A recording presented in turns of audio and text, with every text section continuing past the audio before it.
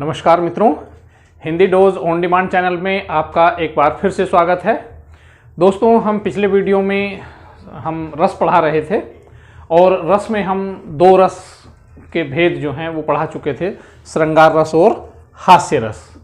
आज हम एक और रस के बारे में पढ़ाएंगे, करुण रस। करुण रस मतलब जीवन में अगर हम देखें तो करुण रस सब जगह बिखरा पड़ा है। कितना, कैसे, कहाँ, क्या, वो हम देखते हैं। तो हम देख लेते हैं पहले कि करुण रस आखिर होता क्या है। तो दोस्तों, अगर हम परिभाषा की बात करें तो करुण रस में क्या होता है कि जो हमारा कोई बंधु यानी भाई, कोई प्रेमी, कोई प्रिय और कोई परिजन, कोई भी हो सकता है, वो माँ, पिता, सास, ससुर, कोई मतलब जिसको हम बहुत चाहते हैं, भाई बहन, कोई भी हो सकता है, कोई प्रिय वस्तु हो सकती है जिसे हम बिल्कुल सीमाओं से जाकर, बाहर जाकर हम उसको प्यार करते हों। धन दौलत के नाश होने पर भी हमें उसी का हमें अनुभव होता है। और तो बंधु, प्रेमी, प्रियजन या प्रिय वस्तु के और द्रव्य, धन दौलत के विनाश या उसके सदैव के लिए बिछुड़ने की जहां संभावना हो कि अब ये वस्तु जो है, ये व्यक्ति या ये वस्तु अब दोबारा जीवन में कभी नहीं प्राप्त होगा, नहीं मिलेगा, या किसी बहुत कोई ऐसा अनिष्ट, कोई विपत्ति, कोई मुसीबत ऐसी हमारे सर पे टूट जाए कि वो व्यक्ति जो है वो बिल्कुल उसके शोक में इतना डूब जाए कि वो अपने आप को तो इतना अनुभव करे। तो वो जो दुख है किससे, बंधु, प्रेमी, प्रियजन, प्रिय वस्तु, द्रव्य के सदैव विनाश यानी हमेशा के लिए विनष्ट हो जाने को, या हमेशा के लिए दूर हो जाने की, या किसी घोर विपत्ति, किसी घोर अनिष्ट के प्राप्त होने पर जो उत्पन्न दुख है, उसका जो अनुभव हमें होता है, उसका जो अनुभव व्यक्ति को होता है, उसे कहते हैं, उस दुख की अनुभूति को कहते हैं करुण रस। तो करुण रस आप समझ गए होंगे कि इसमें देखिए, करुण रस और श्रृंगार रस में जरा सा फर्क है, वो समझना जरूरी है। श्रृंगार रस में भी जो है वो वियोग होता है, प्रिय वस्तु छूटती है, मगर वहां क्या होता है, वियोग और करुण रस में इतना सा फर्क है कि करुण रस में उस प्रिय व्यक्ति के, उस प्रिय वस्तु के, उस प्रियजन के दोबारा मिलने की संभावना समाप्त हो जाती है। वह हमेशा के लिए, सदैव के लिए बिछुड़ जाता है, हमेशा के लिए नष्ट हो जाता है। जबकि वियोग में जो है उसके फिर से मिलने की एक संभावना जो है वो बनी रहती है कि वह फिर से उसे आकर मिल सकता है, फिर से आकर वो चीज कहीं उसे प्राप्त हो सकती है, वो वस्तु या कोई वो वह प्रेमी या कोई वह प्रियजन उसे दोबारा मिल सकता है वियोग में। तो बस दोनों में यही फर्क है, वियोग और रस और करुण रस में। तो अब हम चलते हैं, अब हम इसके देख लेते हैं उपकरण।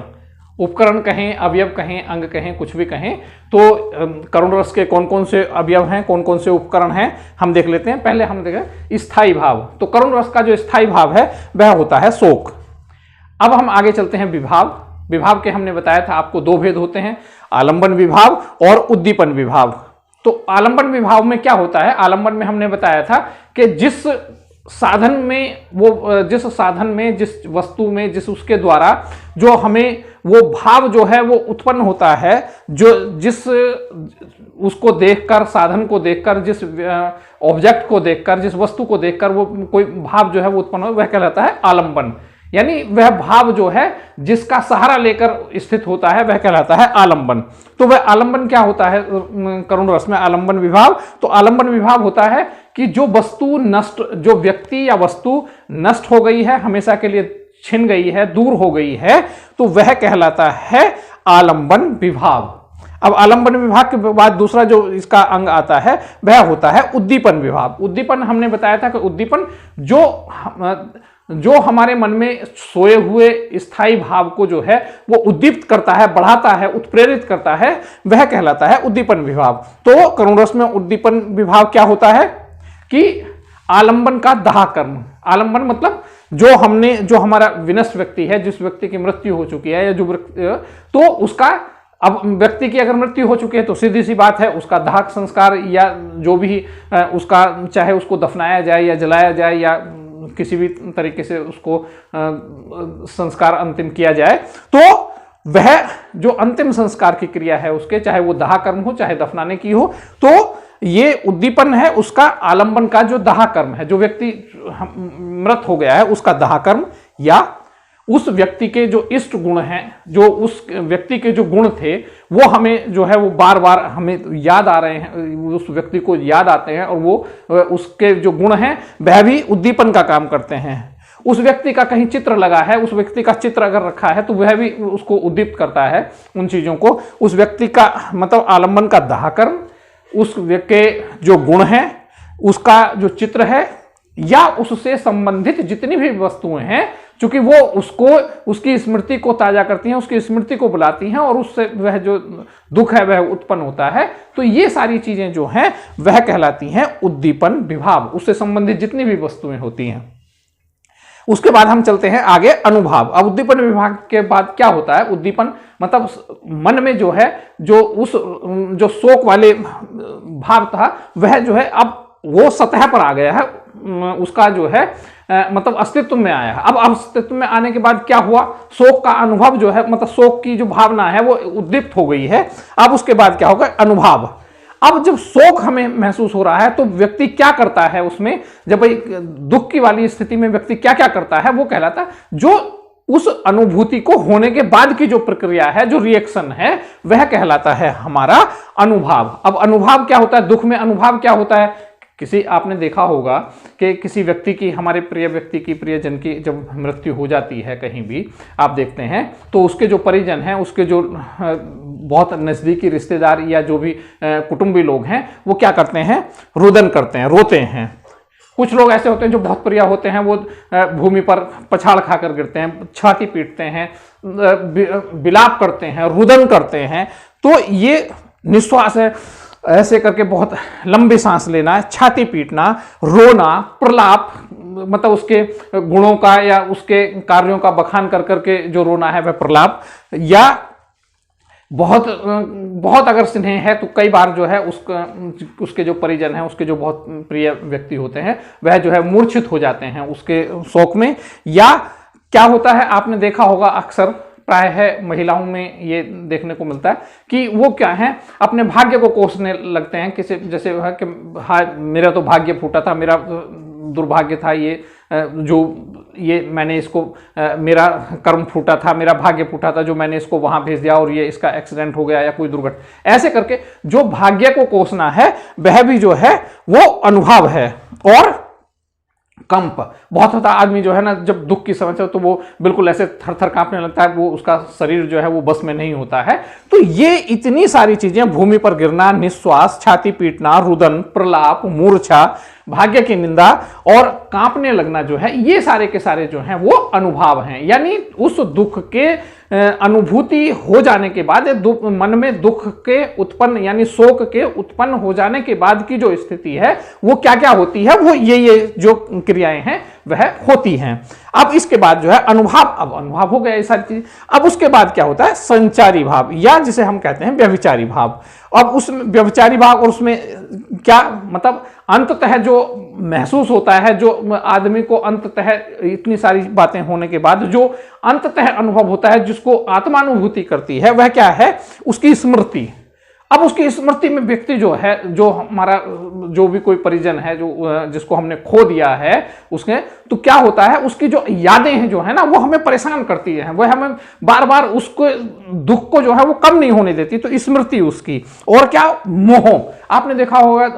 अक्सर, देखिए बहुत बढ़िया उदाहरण मैं बताता हूं आपको कि बंदर का बच्चा अगर मर जाए तो बंदरिया जो है उसको मरे हुए बच्चे को ही वो लिए लिए घूमती है, उसको छाती से लगाए घूमती है, उसको नहीं छोड़ती। तो ये कहलाता मोह। तो ये जो वो उसका क्या है, मोह। उसकी जो अच्छे जो उससे जुड़ी हुई चीजें हैं कि नहीं भाई, जैसे कोई प्रिय व्यक्ति मर गया, उसकी कोई प्रिय वस्तु है घर में, जबकि वो किसी के लिए अनुपयोगी है, परिवार का कोई दूसरा व्यक्ति उसका उपभोग करने में असमर्थ है या वो नहीं कर सकता है, मगर फिर भी उसको लोग जो है वो संजो कर रखते हैं कि नहीं भाई ये तो उसकी याद है ना। तो ये वाली जो स्थिति होती है यह मोह। तो क्या, स्मृति, मोह, विषाद, दुख वो होता ही है, महसूस होता है कभी बहुत, हर समय अपने आप में खोए रहना, किसी से बोलना नहीं, किसी से बिल्कुल मतलब सब अपने आप को बिल्कुल उससे जीवन से जो है वो काट कर रख देना, जड़ता। कई बार जो है आदमी जो है बिल्कुल ऐसे कर मतलब समाचार सुना, देखा कि भाई उसको वो डेथ हो गया या मर गया, या पता चला कि सामने डेड बॉडी जल रही है, दाह संस्कार हो रहा है, और वो बिल्कुल ऐसे एकटक बिल्कुल मूर्ति की तरह यानी पत्थर की तरह, जड़ व्यक्ति की तरह, जड़ वस्तु की तरह जो है यानी निर्जीव वस्तु की तरह वो ऐसे निर्जीव सा हो जाना, तो ये भी जो है संचारी भाव है। और क्या है? ग्लानि, अपने आप से ग्लानि कई बार हो जाती है कि हमने किसी को भेजा कि भाई चलो वहां चले जाओ, और ऐसे, और वायदे में उसका रास्ते में एक्सीडेंट हो जाए, कोई दुर्घटना घट जाए और उसकी अगर मृत्यु हो जाए, तो क्या है, व्यक्ति को अपने आप पर ग्लानि होती है, करे कहां मेरा दिमाग खराब हुआ था कि मैंने उसको वहां भेज दिया, उससे कह दिया कि वहां चले जाओ, ये वाली स्थिति। दैन्य मतलब व्यक्ति रो का बुरा हाल हो गया, सुध बुध नहीं है, कपड़े कहां जा रहे हैं, कैसे जा रहे हैं, है ना, मुंह से नाक मतलब आंखों से आंसू बह रहे हैं, नाक से नाक मतलब बुरी जो दीनता वाली जो स्थिति है वह हो रही है। उन्माद है, आपने कई बार देखा होगा कि आदमी जब ऐसे प्रियजन का समाचार सुनता है, आघात उसको लगता है, तो वह पागलों जैसी स्थिति हरकतें करने लगता है, उठ उठ कर भागता है, उसको पीछे माने अगर अर्थी उठ रही है तो उसके पीछे दूर तक भागता है, दौड़ता है, करे इसको कहां ले जा रहे हो, इसको रहने दो, इसको क्या, मतलब ये जो स्थिति है वह उन्माद। ऐसी निर्वेद, घृणा, किसी उससे अब माने उसके मतलब लॉस होने में, उसके खो जाने में, उसके हमेशा के लिए विनष्ट हो जाने में, अगर किसी का हम देख रहे हैं कि किसी को हम दोषी मानते हैं कि उस कारण का हमें पता है, तो हमें उससे बड़ी घृणा होती है। तो वो घृणा जो है वह भी कि माने आपस में दो लोग लड़ रहे थे और एक आपस में लड़ते लड़ते एक मर गया, तो वो जो दूसरा जिसने मारा, जिसके आघात से उस व्यक्ति की मृत्यु हुई, तो उसके प्रति जो घृणा, वो जो मन में घृणा है, घृणित जो कृत्य वह घृणा। और अपस्मार, यानी कई बार उसमें यह भी होता है कि अपस्मार मतलब स्मृति का लॉस, स्मृति की हानि, स्मृति का अभाव जो है, या उसमें मूर्छित बार बार उसका जैसे दौर पड़ जाना। जैसे आपने देखा होगा कि कई बार किसी की मृत्यु पर के बार बार उसके माना कोई व्यक्ति है और उसकी पत्नी है, बार बार वो बेहोश हो जा रही है, लोग उसको बार बार उसको संवेद मतलब उसकी जो चेतना है उसे लाने का प्रयास करते हैं, वो फिर मूर्छित हो जाती है। ये जो स्थिति ये कहलाती है अपस्मार। तो ये सारे के सारे जो है संचारी भाव या व्यभिचारी भाव कहलाते हैं। अब देखिए हम इसका एक उदाहरण देख लेते हैं कि कहां कैसे क्या होता है। उदाहरण, तो उदाहरण देखिए, ये जो हम उदाहरण दे रहे हैं यह उस समय का उदाहरण है कि श्रवण कुमार को दशरथ का तीर लग चुका है, श्रवण कुमार की मृत्यु हो गई है, और श्रवण कुमार जो है उसके मतलब दशरथ जो है श्रवण कुमार के जो मृत शरीर को लेकर जहां उसके माता पिता बैठे हैं वहां वो ले आए हैं, और उनको वो बता चुके हैं कि ऐसे माते तुम्हारे पुत्र की जो मृत्यु है वो मेरे हाथों हो गई है, मेरे बाण से हो गई है। तो अब ये समाचार सुनकर श्रवण कुमार की जो माता है वो कैसे भाव विभोर हो रही है, दुखी हो रही हैं, उसका ये यहाँ इन पंक्तियों में वर्णन किया गया है। तो देखिए क्या कह रही हैं वो कि मणि खोए भुजंग सी जननी। क्या स्थिति उनकी हो गई है, पुत्र का समाचार सामने लाश श्रवण कुमार की पड़ी है, मतलब मृत शरीर जो है श्रवण कुमार का लेटा है, और वो दोनों उसके जो श्रवण कुमार के जो माता पिता हैं दोनों अंधे हैं। माता, अंधी माता जो है वो कैसे विलाप कर रही है, क्या अपना उसको दुख का जो अभिव्यक्ति है वो कैसे कर रही है कि मणि खोए भुजंग सी जननी, कि जैसे सांप, आपने ये हमारे उसमें एक किंवदंती है, एक धारणा है कि जो नाग होता है उसके जो कुछ नागों में जो जिनको सिद्ध कहते हैं, जो सिद्ध होते हैं या बहुत पुराने नाग हो जाते हैं, तो उनके उसमें जो है वो मणि उनको मिल जाती है, मणि सिद्धि हो जाती है, उनको मणि उनके पास होती है। तो और ये कहना है कि अगर किसी सर्प की जो है वो मणि खो जाए या कोई उसको छीन ले, तो वह जो है सांप, वह सर्प जो है, वह नाग जो है मतलब एक तरह से पागल हो जाता है, इधर सर पटकता है, बार बार अपना फन पटकता है चीजों पर इधर उधर, मतलब इतना बेचैन व्याकुल हो जाता है कि वो अपना सर पटक पटक कर जो है वो घायल हो जाता है, उसको मतलब व्यथा जो है अपनी वो प्रकट कर। तो वही स्थिति जो है वो उनकी हो गई है श्रवण कुमार की माता की। तो वही कह रहे हैं कि मणि खोए भुजंग सी जननी, जो माता है वह मणि, जैसे किसी सांप की मणि खो गई और वो बार बार अपना फन जो है, फन सर बार बार भूमि पर पटकता है, चीजों पर पटकता है, वैसे ही जो श्रवण कुमार की माता है बार बार अपना सर जो है वो जमीन पर दे देकर मार रही है, सर पटक रही है बार बार। और क्या हो रहा है, मणि खोए भुजंग सी जननी, फनसा पटक रही थी शीश, अपना शीश जो है वो उस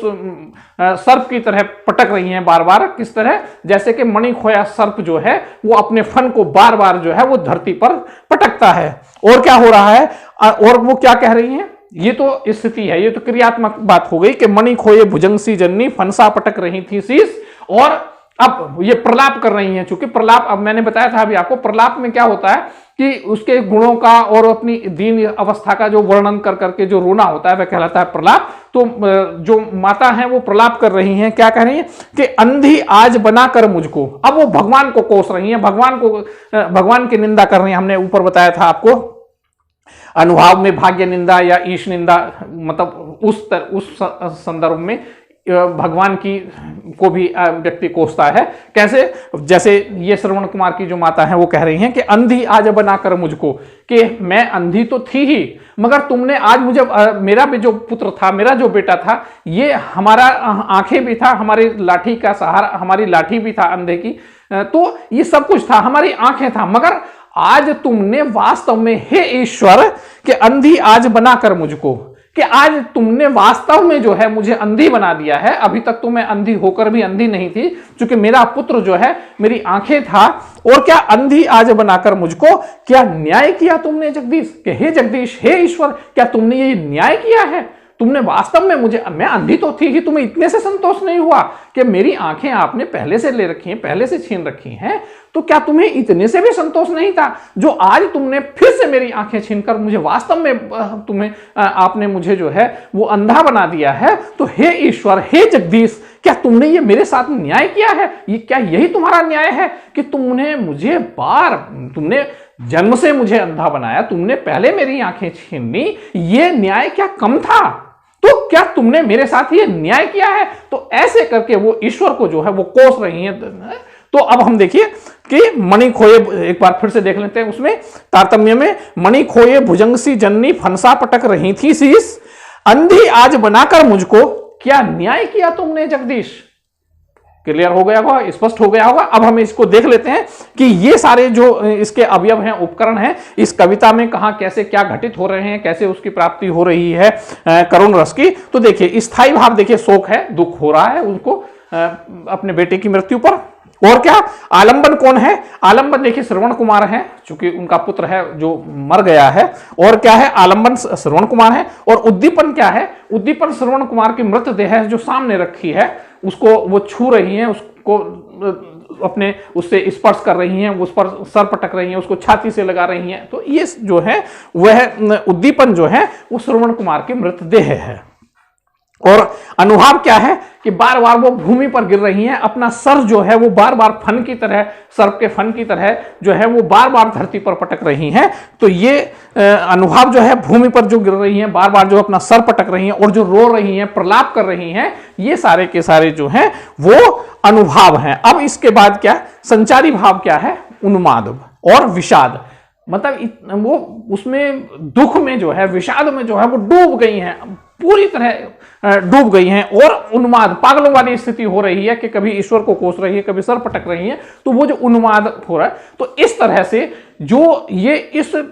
बहुत घनघोर दुख की जो अनुभूति जो उनको हो रही है, और या उनकी उस स्थिति को सुनकर देखकर जो हमारे मन में उन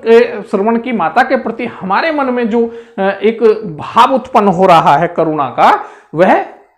ही जो है वो करुण रस है। तो इस तरह से देखिए दोस्तों, ये करुण रस की हमने बताया। हम एक देखिए और एक और उदाहरण में बताता हूं, बहुत इंटरेस्टेड है, बहुत आपने देखा होगा और बहुत सरल, मतलब याद करने के दृष्टिकोण से मैं एक और उदाहरण आपको बताता हूं। कहां, किस समय का, लक्ष्मण को शक्ति लग चुकी है, लक्ष्मण मूर्छित हैं, राम विलाप कर रहे हैं, राम को पता है कि भाई लक्ष्मण जो है, तो वो उनको लग रहा है कि अब भाई लक्ष्मण को शक्ति लग गई है, क्योंकि ये वापस नहीं होगी और अब जो है मेरा भाई जो है वो मर जाएगा, मतलब मर क्या जाएगा, मर गया है और ये मुझसे हमेशा के लिए दूर चला गया है अब। तो वहां उस समय राम जो है वो विलाप कर रहे हैं बुरी तरह से। कैसे विलाप कर रहे हैं, क्या है, वही उसका मैं एक उदाहरण और देखिए क्या है कि धोखा न दो भैया मुझे, धोखा न दो भैया मुझे इस भांति आकर के यहां, धोखा न दो भैया मुझे इस भांति आकर के यहां, मझधार में मुझको बहाकर, मझधार में मुझको बहाकर तात जाते हो कहां, मझधार में मुझको बहाकर तात जाते हो कहां। तात कहते हैं, तात भाई को भी कहते हैं, तात पिता को भी कहते हैं, तात ताऊ को भी कहते हैं। तो यहां तात जो है वो उन्होंने अपने राम जी ने अपने भाई लक्ष्मण के लिए प्रयोग किया है। धोखा न दो भैया मुझे, कि भैया तुम मेरे साथ जब वनवास में, जब घर से चले थे, हम अयोध्या से चले थे, तो मेरा सहारा बनकर, मेरी बाजू बनकर, मेरा अंग बनकर चले थे, और अब जो है तुम यहां बीच समर में आकर जो है यहां मेरा साथ छोड़कर जा रहे हो, मुझे धोखा दे रहे हो कि धोखा न दो भैया मुझे इस भांति आकर के यहां, तुम तो मेरा साया बनकर आए थे, मेरा रक्षक बनकर आए थे, मेरे सेवक बनकर आए थे, और अब जो है जब मुझे आपकी सबसे ज्यादा जरूरत है, सबसे ज्यादा सख्त जरूरत है, सबसे मतलब तुम्हें मेरे आपके बल की और आपके सहयोग की, साथ की जो सबसे ज्यादा जरूरत थी वो अभी थी, और ऐसे समय में आप जो है मुझे छोड़कर जा रहे हो। तो वही है कि धोखा न दो भैया मुझे इस भांति आकर के यहां, मझधार में मुझको बहाकर। अब मुझे तुम जो मैं सीता कैसे वापस ला पाऊंगा, सीता को कैसे मैं लाऊंगा, रावण की कैसे छुड़ाऊंगा, तुम तो मुझे मझधार में छोड़ दिया, तुमने मेरी कश्ती जो है वो मझधार में अब तुम डुबो कर जा रहे हो। अगर मुझे ये पता होता कि तुम्हें ऐसे शक्ति लग जाएगी तो मैं युद्ध नहीं करता, मैं ठीक है सीता अगर रावण हर कर ले गया था तो कोई बात नहीं, तो मुझे कम से कम दो क्षति तो नहीं होती, पत्नी की क्षति हो गई तो कम से कम आपकी क्षति, तो तुम्हारी क्षति तो नहीं होती। तो वही है कि मझधार में, अब मैं मझधार में हूं, युद्ध, सीता चली गई हैं, तुम भी चले गए हो, और युद्ध जो है वो फिर भी वैसे तो मेरे माथे पर, मेरे सर पर एक और कलंक आएगा कि राम जो है वो युद्ध हार गया, रघुवंशी जो है वो रावण से हार गया, तो मझधार में छोड़ दिया तुमने मुझे, कश्ती मेरी जो है बिल्कुल डुबोने के कगार पर आपने मतलब चले गए हो। तो मझधार में मुझको बहाकर तात जाते हो कहां, तुम मेरी कश्ती को, मेरी नाव को ऐसे करके मझधार में डुबोकर अब तुम कहां जा रहे हो, तुम्हें यानी तुम्हें नहीं जाना चाहिए, कैसे। तो ये देखिए कि भावुक बड़ा दृश्य है और बहुत आसान है याद करने में कि धोखा न दो भैया मुझे इस भांति आकर के यहां, मझधार में मुझको बहाकर तात जाते हो कहां। तो दोस्तों इस तरह से ये देखिए, ऐसे बहुत सारे उदाहरण हैं। आप अगर रामचरितमानस पढ़ते होंगे तो रामचरितमानस में कई ऐसे प्रसंग हैं जहां पर आपको करुण रस के ढेरों उदाहरण मिल जाएंगे। एक उदाहरण उनका है नरोत्तम दास का भी, जब सुदामा जो है वो कृष्ण के पास आए हैं उसके लिए 2 मुट्ठी तंडुल लेकर अपनी पत्नी के कहने पर, और कृष्ण जी जो है वो उनको बैठाकर अपने सिंहासन पर, और उनकी जो करुण दशा है उसको देखकर जो है वो रो रहे हैं, आंसू टपक रहे हैं, और उन आंसुओं से जो है वो चरण धो रहे हैं। तो वह प्रसंग भी जो है बड़ा कारुणिक है कि बहुत उसका भी आप यहाँ उल्लेख कर सकते हैं। ऐसे अनेकों उदाहरण हैं उसमें, दशरथ मरण के समय के बहुत सारे आप उदाहरण ले सकते हैं। तो इस तरह से दोस्तों आप जो भी आपको प्रिय और उदाहरण लगे वह आप करके और उसका ठीक से अब इनके उपकरणों को और अवयवों को समझाते हुए आप करुण रस को हैं, तो निश्चित रूप से आप को अगर परीक्षा में अगर ये उदाहरण आ रहा है तो आपको पूर्णांक बिल्कुल मिलेगा, पूरी तरह से आपको अंक मिलेंगे। और अगर बहुविकल्पीय हैं तो उसमें तो कहीं कुछ कहना ही नहीं है, सिर्फ और समझने की बात है। तो मैं समझता हूँ शायद ये बहुत अच्छे से आप समझ चुके होंगे। फिर भी अगर आपको कहीं कोई शंका, कोई भ्रम कहीं हो रहा है, कहीं भ्रांति हो रही है, तो हमारे चैनल के कमेंट बॉक्स में जाइए, आप अपना प्रश्न पूछिए, हम निश्चित रूप से आपकी समस्या का समाधान करेंगे। और यहाँ मैं ये और आप इसमें जोड़ना चाहता हूँ कि केवल यही नहीं, आप पढ़ते समय या पढ़ाते समय हिंदी और संस्कृत दोनों विषयों को लेकर अगर किसी तरह से कोई प्रश्न आपको परेशान कर रहा है, कोई विषय आपको समझ नहीं आ रहा है, कोई टॉपिक आपको समझ में नहीं आ रहा है, कोई प्रकरण कहीं आपको परेशान कर रहा है, कहीं आपको लग रहा है कि यहाँ कोई बताने वाला नहीं या मार्गदर्शन की जरूरत है, किसी भी तरह की, किसी भी स्तर की, केवल किसी पुस्तक विशेष से नहीं, किसी विषय मतलब कक्षा विशेष से नहीं, किसी भी स्तर की आपको कहीं भी कोई भी आपको समस्या आ रही है हिंदी और संस्कृत पढ़ते पढ़ाते समय, तो आप हमारे चैनल के कमेंट बॉक्स में जाइए, हमसे अपने प्रश्न पूछिए, हम आपकी समस्या का समाधान करेंगे। तो दोस्तों, हमारे इस चैनल को अगर आपने अभी तक सब्सक्राइब नहीं किया है तो सब्सक्राइब कीजिए। बेल आइकन का बटन अगर अभी तक नहीं दबाया है तो उसे दबाकर जरूर हमारे इसके नोटिफिकेशन को ऑन कर लीजिए। और एक और मैं अनुरोध मेरा बार बार मैं करूंगा कि इस चैनल को आपके जो मित्र हैं, जो साथी हैं, जो दूसरे इसे जिनको इस चीज़ की आवश्यकता है, उनके साथ शेयर करना मत भूलिएगा। और हमें यह जरूर बताइएगा कि हमारा यह प्रोग्राम आपको कैसा लग रहा है, हमारी यह वीडियो, हमारे ये जितने भी हम पढ़ा रहे हैं वो किस तरह से आपको पसंद आ रहा है, पसंद नहीं आ रहा है तो क्यों नहीं आ रहा है, क्या आप और हमसे अपेक्षा करते हैं, क्या और आप हमसे इसमें सुधार चाहते हैं। तो हम निश्चित रूप से आपके उन सारे सुझावों को, सुधारों को आपकी आवश्यकताओं के अनुसार अपने आप को सुधारेंगे, प्रस्तुतिकरण करेंगे, और जो आपकी आवश्यकताएं हैं उसी के अनुसार हम आगे आपके लिए नई वीडियो लेकर आएंगे। तो दोस्तों, फिर हम मिलेंगे अगले रस के अगले भेद के साथ, अगले प्रकरण के साथ। तो ठीक है दोस्तों, तब तक के लिए नमस्कार।